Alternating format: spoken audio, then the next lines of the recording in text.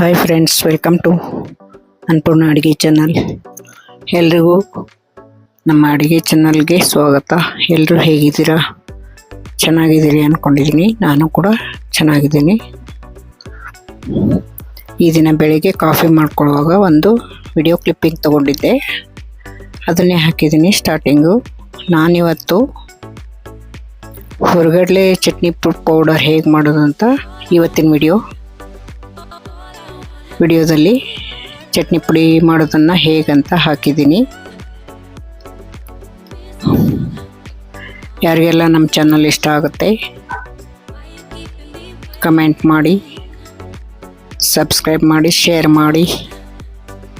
Thank you. ಇವತ್ತು ನೋಡಿ, ನಾನು ಹೊರಗಡೆ ಚಟ್ನಿ ಪೌಡರ್ಗೆ ಒಂದು ಬೌಲಿಂದ ಸ್ವಲ್ಪ ಮುಕ್ಕಾಲು ಬೌಲು ಹೊರಗಡಲೆ ತೊಗೊಂಡಿದ್ದೀನಿ.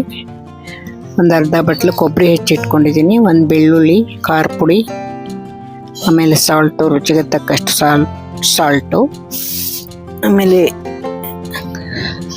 ಜೀರಿಗೆ ಒಂದು ಸ್ಪೂನು, ಆಮೇಲೆ ಕರಿಬೇವು. ಮೊದಲಿಗೆ ಹೊರಗಡ್ಲೆನ ಮಿಕ್ಸಿ ಮಾಡ್ತೀನಿ. ನೋಡಿ, ಈ ಬೌಲಿಂದ ಮುಕ್ಕಾಲು ಬೌಲು ಹೊರಗಡ್ಲೆ ತೊಗೊಂಡಿದ್ದೀನಿ. ಇದಕ್ಕೆ ಪುಟಾಣಿ ಅಂತಲೂ ಹೇಳ್ತಾರೆ. ನೋಡಿ, ಇದನ್ನು ಮಿಕ್ಸಿ ಮಾಡ್ತಾಯಿದ್ದೀನಿ. ಮೊದಲು ಇದನ್ನು ಸಣ್ಣಗೆ ಮಾಡಿ ಒಂದು ಬೌಲಲ್ಲಿ ತೆಗೆದಿಟ್ಕೋಬೇಕು. ನೋಡಿ, ಇದು ಸಣ್ಣಗಾಯಿತು. ಇದನ್ನು ಒಂದು ಬೇರೆ ಬೌಲ್ಗೆ ತೆಗೆದಿಟ್ಕೊಂಡಿದ್ದೀನಿ. ಈಗ ಕೊಬ್ಬರಿಯಿಂದ ಮಿಕ್ಸಿ ಮಾಡಬೇಕು. ಅದರಲ್ಲೇ ಉಪ್ಪು, ಖಾರ, ಜೀರಿಗೆ, ಬೆಳ್ಳುಳ್ಳಿ ಎಲ್ಲ ಹಾಕಿ ಆಮೇಲೆ ಮಿಕ್ಸಿ ಮಾಡಬೇಕದು ಸಣ್ಣಗಾದ ನಂತರ. ನೋಡಿ, ಸ್ವಲ್ಪ ಸಣ್ಣಗಾಗಿದೆ. ಇದಕ್ಕೆ ಖಾರದ ಪೌಡರು, ಜೀರಿಗೆ,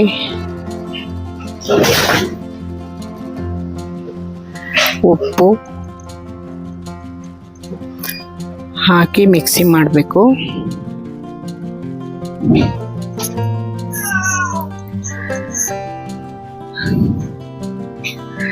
ನೋಡಿ, ಇದು ಸಣ್ಣಗಾದ್ಮೇಲೆ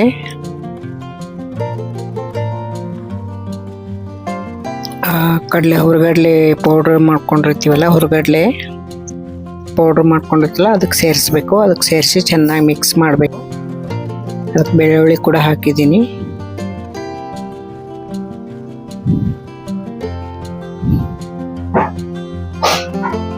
ನೋಡಿ, ಚೆನ್ನಾಗಿ ಆ ಪೌಡ್ರು, ಕೊಬ್ಬರಿ ಖಾರ ಎಲ್ಲ ಹಾಕಿ ಪೌಡ್ರ್ ಮಾಡಿರ್ತೀವಲ್ಲ, ಅದು ಎರಡು ಮಿಕ್ಸ್ ಆಗಬೇಕು ಚೆನ್ನಾಗಿ. ತುಂಬಾ ಈಸಿ ಮಾಡೋದು. ನೋಡಿ, ಕಲಿಸ್ತಾ ಇದ್ದೀನಿ ಎರಡೂ. ಹಾಗೆ ಕಲಿಸಿದ್ರೆ ಸರಿಯಾಗಿ ಮಿಕ್ಸ್ ಆಗಲ್ಲ. ಒಂದ್ಸಲ ಮಿಕ್ಸಿಲಿ ಒಂದು 2-3 ರೌಂಡ್ ತಿರುಗಿಸ್ಬೇಕು, ಆವಾಗ ಚೆನ್ನಾಗಾಗುತ್ತೆ. ಸ್ವಲ್ಪ ಉಪ್ಪು ಕಡಿಮೆ ಇತ್ತು, ಹಾಕಿದೆ. ನೋಡಿ, ಈಗ ಮಿಕ್ಸಿ ಜಾರಲ್ಲಿ ಹಾಕಿ ಒಂದು 2 ನಿಮಿಷ ಮಿಕ್ಸಿ ಮಾಡ್ತೀನಿ. ಒಂದು 2 ನಿಮಿಷ ಮಾಡಿದರೆ ಸಾಕು. ಮಿಕ್ಸಿ ಅದೆಲ್ಲ ಕಲ್ತ್ಕೊಂಡ್ಬಿಡುತ್ತೆ, ಎಲ್ಲ ಮಿಕ್ಸ್ ಆಗುತ್ತೆ, ಚೆನ್ನಾಗಿ ಕಲರ್ ಬಂದಿರುತ್ತೆ. ನೋಡಿ, ಎಲ್ಲ ಮಿಕ್ಸ್ ಚೆನ್ನಾಗಾಗಿದೆ, ಕಲರ್ ಕೂಡ ಬಂದಿದೆ. ಈಗ ಒಂದು ಬೌಲ್ಗೆ ತೆಗಿತೀನಿ. ನೋಡಿ, ಅಥವಾ ಒಂದು ಬಾಕ್ಸಿಗೆ ತಕ್ಕೊಳ್ಬೇಕು. ನೋಡಿ, ಎಲ್ಲಾನು ಎಷ್ಟು ಚೆನ್ನಾಗಾಗಿದೆ. ಕಲರ್ ನೋಡಿ ಬಂದಿದೆ. ನೋಡಿ, ಕಲರು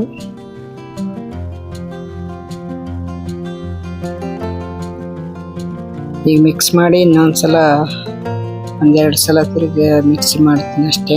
ಸ್ವಲ್ಪನೇ 1-2 ರೌಂಡ್ ತಿರುಗಿಸಿದ್ರೆ ಸಾಕು, ಚೆನ್ನಾಗಿ ಮಿಕ್ಸ್ ಆಗುತ್ತೆ.